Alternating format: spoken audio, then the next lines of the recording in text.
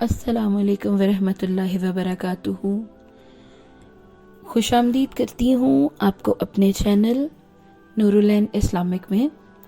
آج میں آپ کے ساتھ ایک تاریخی کہانی لے کے آئی ہوں جس کا عنوان ہے فرعون کی لاش۔ یہ واقعہ آج سے 3500 سال پہلے پیش آیا تھا۔ فرعون کے ڈوب کر مرنے کے بعد سمندر نے اس کی لاش کو اللہ کے حکم سے باہر پھینک دیا، جبکہ باقی لشکر کا کوئی نام و نشان نہ ملا۔ مصریوں میں سے کسی شخص نے ساحل پہ پڑی اس کی لاش پہچان کر اہل دربار کو بتایا۔ فرعون کی لاش کو محل پہنچایا گیا۔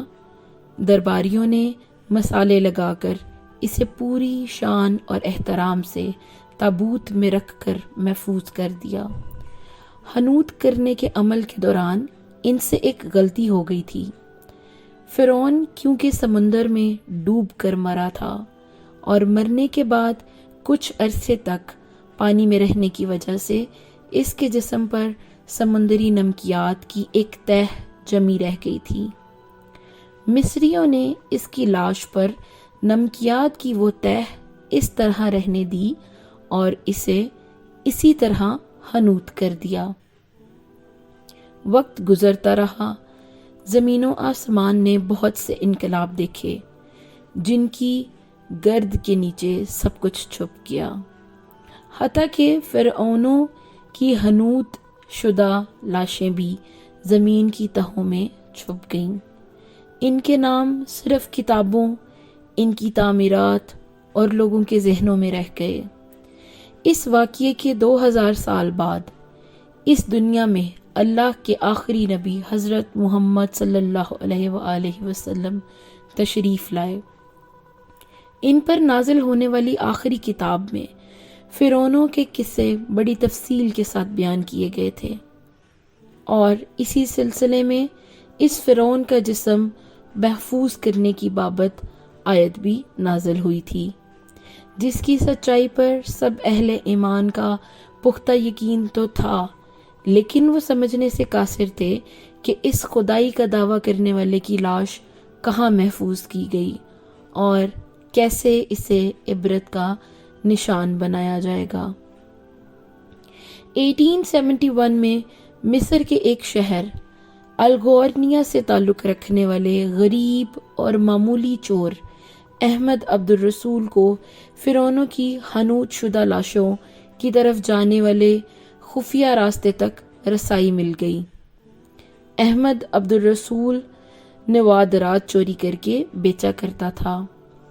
ایک دن وہ دریائے نیل کے کنارے کے قریب تبیسیہ کے مقام پر اسی سلسلے میں پھر رہا تھا جب اسے ایک خفیہ راستے کا پتہ چلا۔ وہاں وہ نوادرات کی چوری کے لیے جگہ کھود رہا تھا کہ اسی دوران اسے کچھ لوگوں نے پکڑ لیا اور پولیس کے حوالے کر دیا۔ وہ جس جگہ کو کھود رہا تھا وہاں سے ملنے والے راستے کی جب مسلسل کھدائی کی گئی تو 1891 کو دوسری ممیوں کے ساتھ اس غرق ہونے والے فرعون کی لاش بھی مل گئی۔ اس کے کفن پر سینے کے مقام پر اس کا نام لکھا ہوا تھا۔ ان ممیوں کو ماہرین قاہرہ لے گئے۔ جب ان ممیوں کا تفصیل سے جائزہ لیا گیا تو فرعون والی ممی پر جمی نمکیات کی تہ سے تصدیق ہو گئی کہ یہ وہی فرعون ہے جسے اللہ نے پانی میں غرق کر کے بدترین انجام سے ہمکنار کیا تھا۔ یہ بہت بڑا واقعہ تھا۔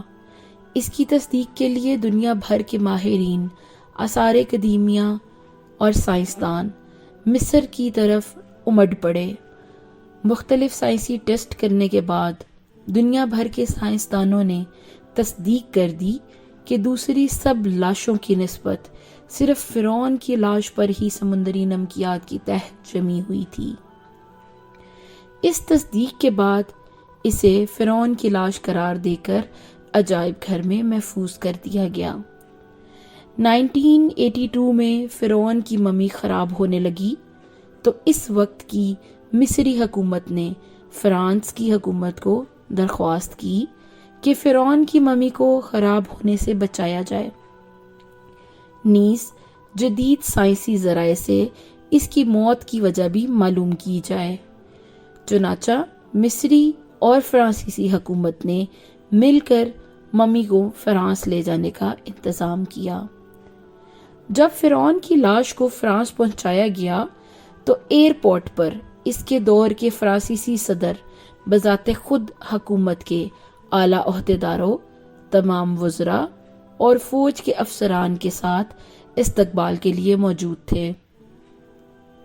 فرعون کی لاش کا استقبال کسی عظیم زندہ بادشاہ کی طرح کیا گیا۔ فوجی دستوں نے سلامی دی۔ فرعون کی ممی کو ماہر ڈاکٹروں کی ٹیم کے حوالے کیا گیا۔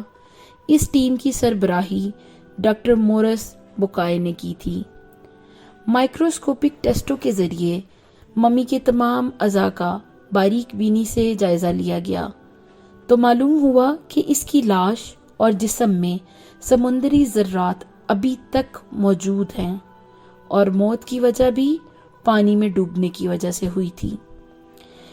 ایک بادشاہ کی موت پانی میں ڈوبنے کی وجہ سے ہوئی، یہ ڈاکٹر مورس کے لیے حیرت کی بات تھی۔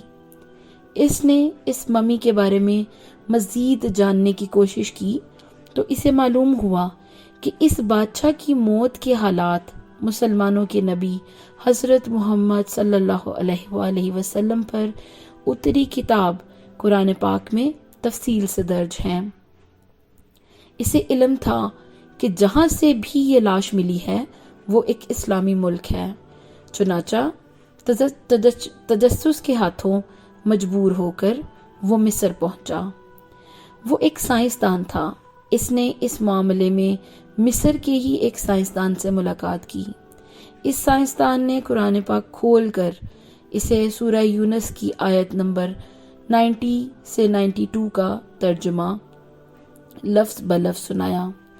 فرعون کا خدائی دعویٰ، اس کا پانی میں ڈوب کر مرنا اور پھر پانی سے نکال کر اس کی لاش کا حنوط ہو جانا اور پھر دوبارہ لاش کا ملنا اور پھر اس کی لاش کو جدید سائنسی دور میں دوبارہ محفوظ کیا جانا، سب کا اشارہ ایک جانب تھا اور بہت واضح تھا۔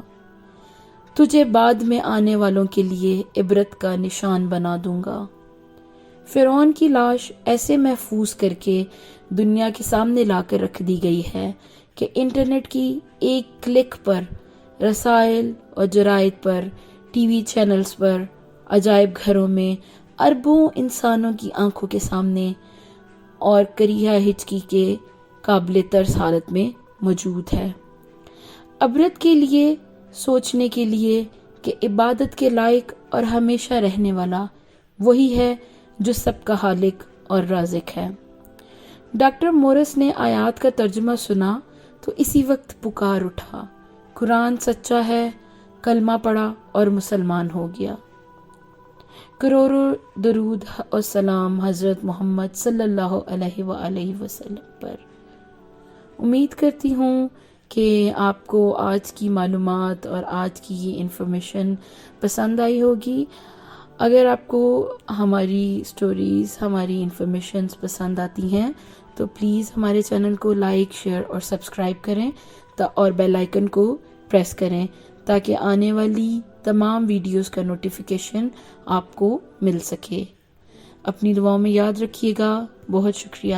اللہ حافظ۔